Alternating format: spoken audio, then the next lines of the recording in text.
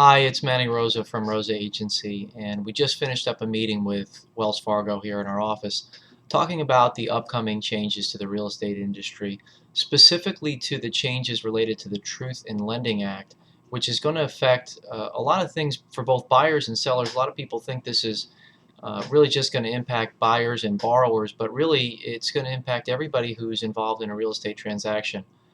Specifically with respect to the closing dates. The new disclosure regulations require a lot more documentation and a lot more acknowledgement from the borrower or the buyer in most situations.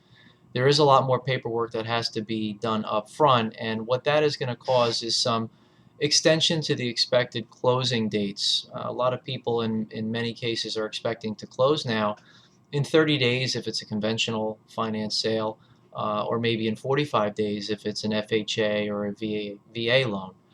These new changes are going to mean that the closing periods are going to be much longer than they have been in the past.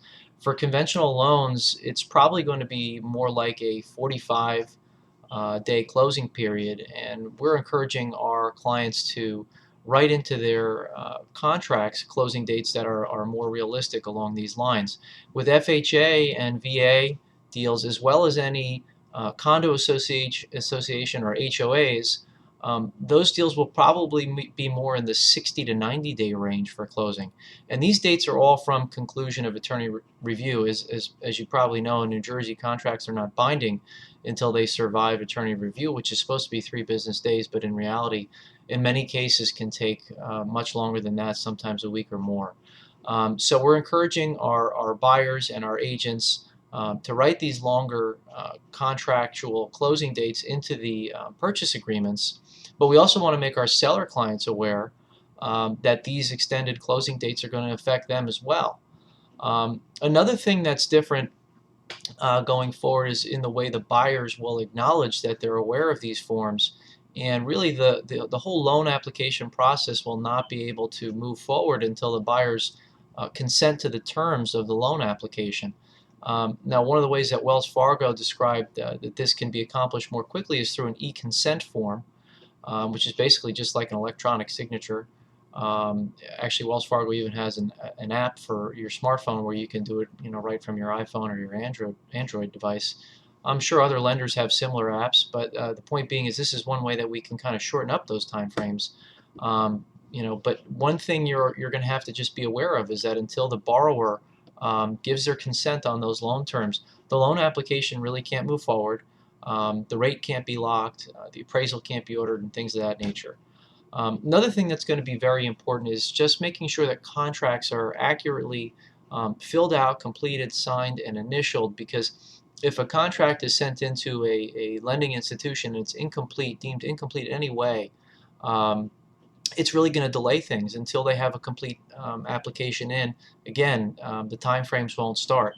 Now, one of the positives is we're going to have a much better idea well in advance of the closing of when the actual closing date is going to be, because files are going to need to be cleared to close 3 business days prior to the closing, and the borrower is going to have to acknowledge that they are aware of the terms and the closing fees and exactly what it is that they're paying at closing. One of the intentions of this act is to give borrowers a better opportunity to understand what it is they are borrowing and what those fees associated are. That's why some people are calling this the Know Before You Owe Act. And then finally, one more point. One of the things that you see in some cases are what we call simultaneous closings, where a party is maybe selling one home and then using part or all the proceeds of that sale to purchase and close on another home. Those simultaneous closings are really unlikely to occur in the future, unless maybe one of those closings is a cash purchase.